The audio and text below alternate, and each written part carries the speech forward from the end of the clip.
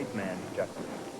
And Indian justice was as deadly and as final. It took a long time for men to accept the great truth that a man was innocent until proven guilty.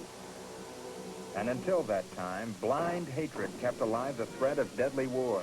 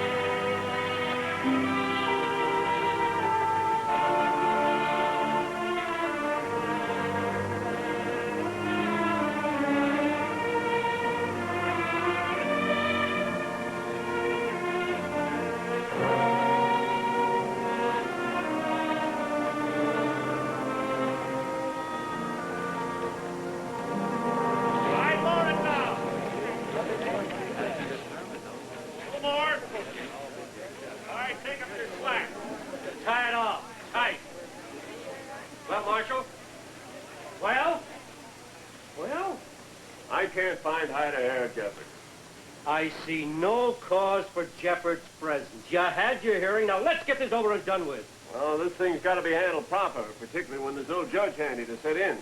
Jeffords kind of represents the federal government. Well, so do you. You're marshal, ain't you?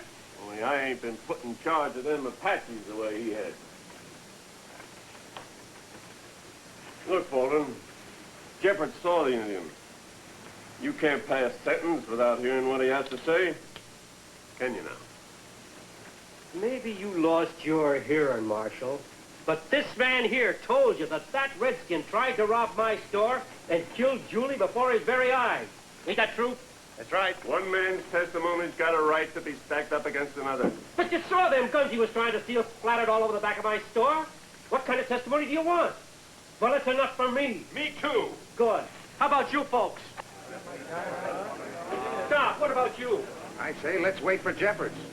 Doc, you wouldn't be siding with an Indian, would you? No, just with the law, Indian or not. Now you're talking like Jeffords. I suppose having red skin gives this cutthroat the right to go around killing folks. Come on, let's get over the street.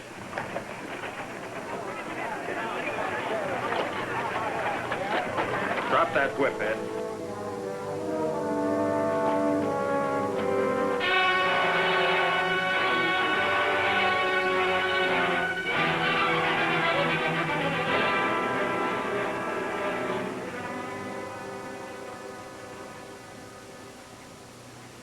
I take it you came here to stop this.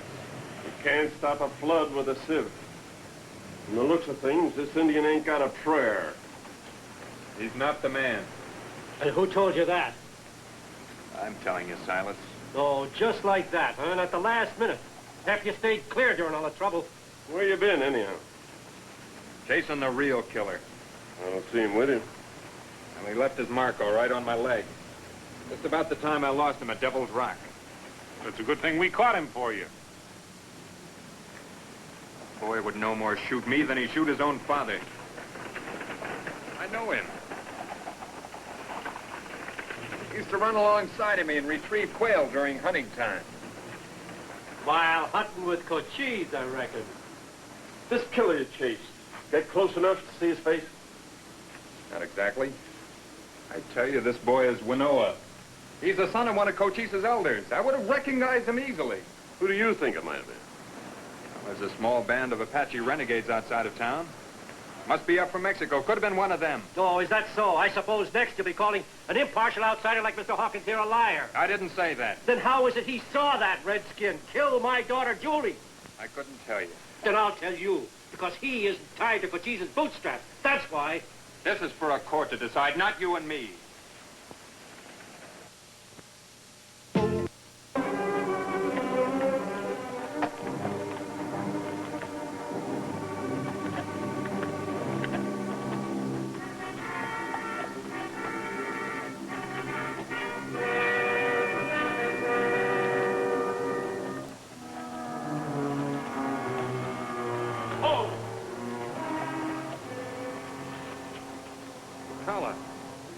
Do not understand. Smoke signals told Cochise I was coming. Smoke signals told nothing of my son. He goes to hunt, never comes back.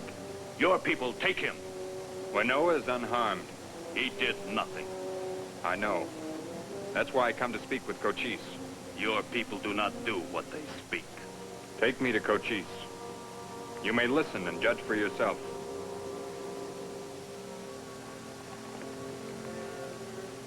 Stand guard.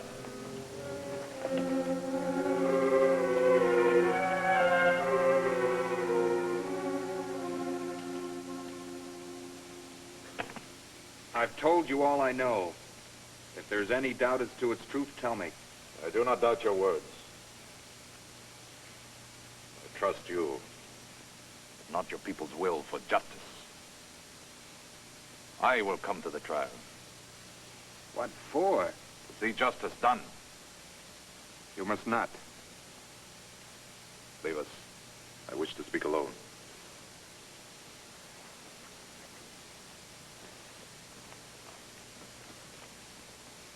You must let me fight this out myself. It's the only way. There is one other way. Find the guilty one. When I made peace, I broke this arrow. Ocala was there to watch it done. But now his heart will not reach out beyond that day. Just as those who sit in judgment of his son will not let their hearts reach out beyond the color they see in his skin.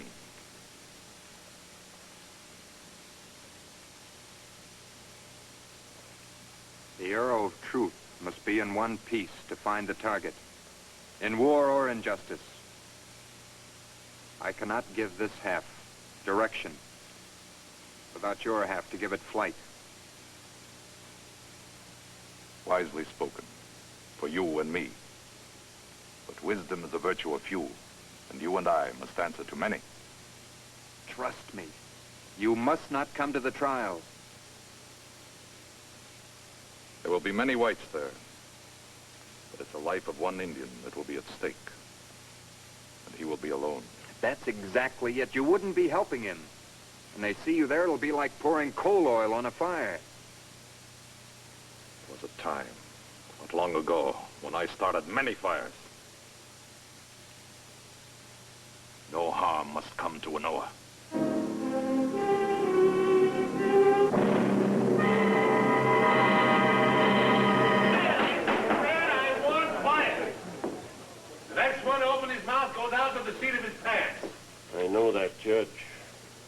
been through 2 Indian wars. They killed his son and burned his ranch down. Playing with a stacked deck.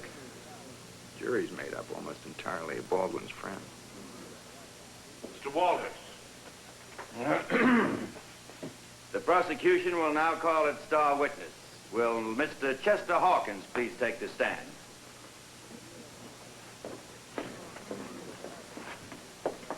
Raise your right hand, place left hand on the Bible.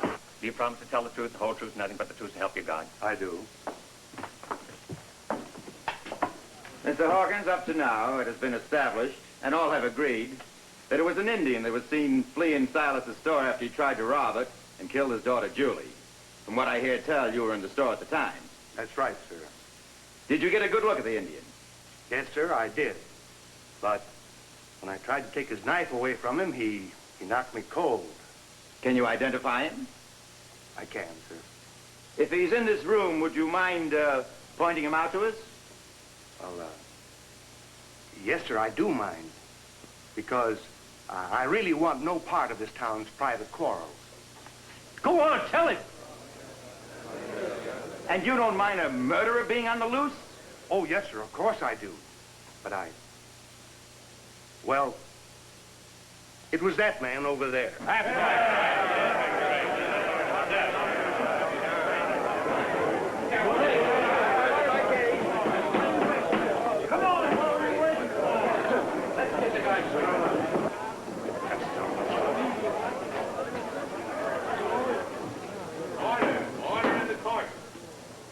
Looks like you just lost the case, Tom, without even getting started. That kid's looking straight into the mouth of a double-barreled shotgun. If they convict him, they'll hang him sure. If by some miracle I get him off, they'll probably lynch him anyway. Either case, we'll have Cochise on our necks. Does the defense attorney have anything to say? I sure do, Judge. I'd like to call Mr. Ed Jones as my first witness. Give it to him, Ed.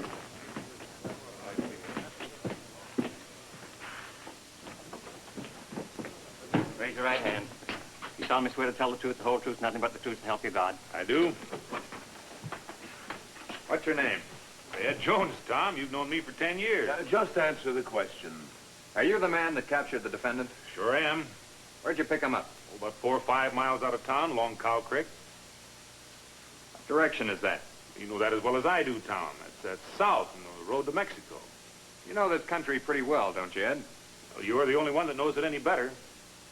Maybe you'll tell me where Devil's Rock is. You trying to kid me, Tom? Everybody knows that Devil's Rock's about 8 miles northwest of town. Your Honor, I know this is a little irregular, the attorney acting as a witness. But I'd like it placed on the record that the Indian that I saw leaving Silas's store, the real killer, got away from me at Devil's Rock, just about the time that Ed was picking up the defendant 15 miles to the south. How do we know that, Judge? All we've got is Jeffords' word. He'd do anything to save an Indian. You know they did. Order in the court. That'll be all, Ed. Thanks. Well, it's true.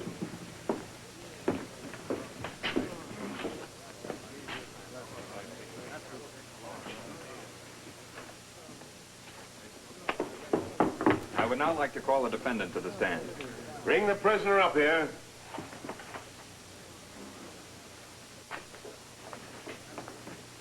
Jeffords.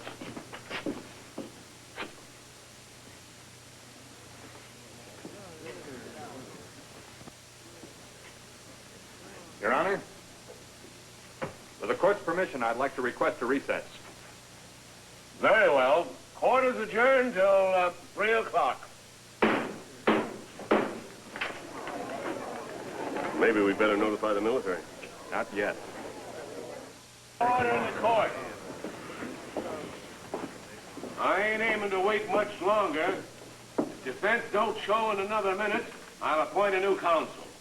Jeffords is just stalling. We gotta take things into our own hands. Julie's dead. You're not gonna let me die.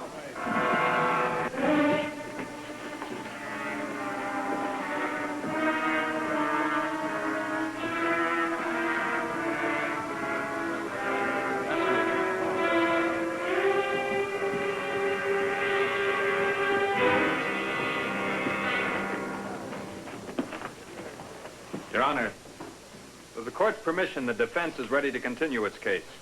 That's just what we've been waiting for. I'd like to call Mr. Hawkins to the stand. Hawkins, to the stand.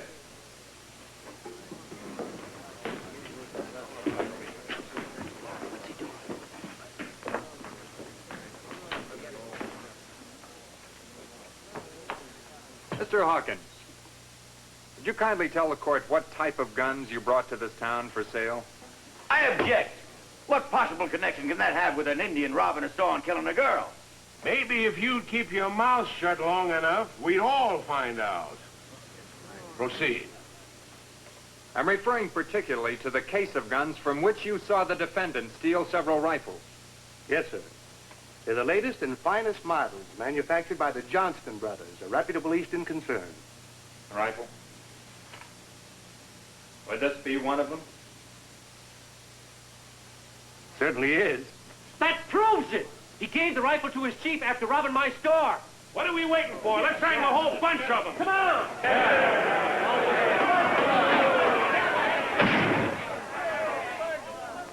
I'll teach this meeting to have respect for the court if it takes lead to do it. Now go on. Sit down, all of you. Sit down. Proceed. You recognize this coin? Yes, sir. The Mexican coin. It wouldn't by any chance belong to you. I do all my trade on this side of the border. That isn't what I asked you. Is this your coin, Mr. Hawkins? No. Thank you very much, Mr. Hawkins. That'll be all. With court's permission, I'd like to call Chief Cochise to the stand.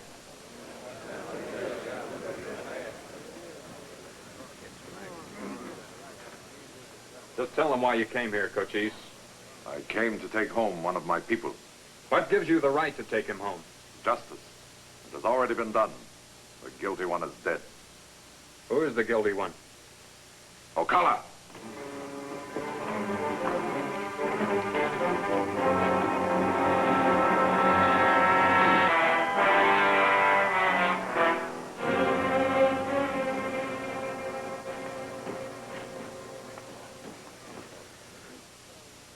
You may bury him. We do not want him. Can you tell the court who he is?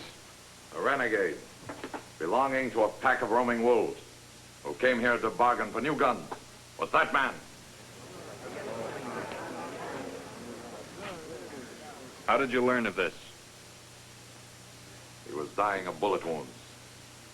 He came to my people's camp, asking to be buried on his ancestors' hunting grounds. Did he say who inflicted those bullet wounds? Yes. A white man giving him chase into the hills. How did he lose that white man? By returning fire with the stolen rifle.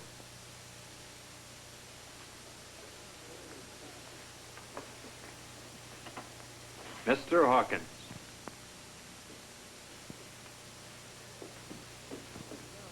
No need for you to take the stand for me to finish this up. Is it not true that that now dead Apache renegade came to Silas's store looking to trade with you for some of these rifles?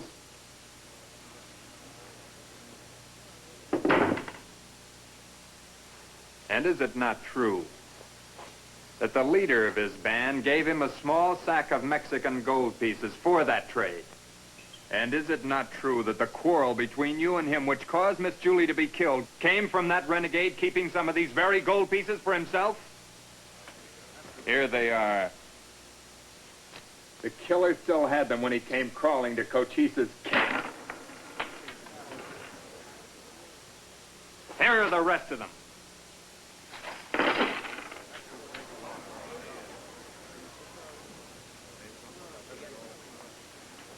Mister, that was a dead sure aim from the hip. The defense rests. Mr. Hawkins, you're under arrest. Case dismissed.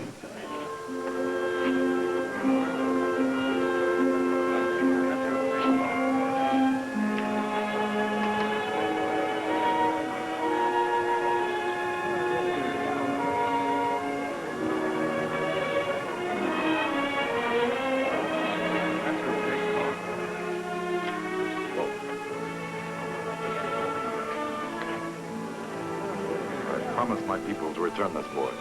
You promised your people justice. It's good to keep a promise. Took both of us, Cochise, to do what neither one of us could do alone.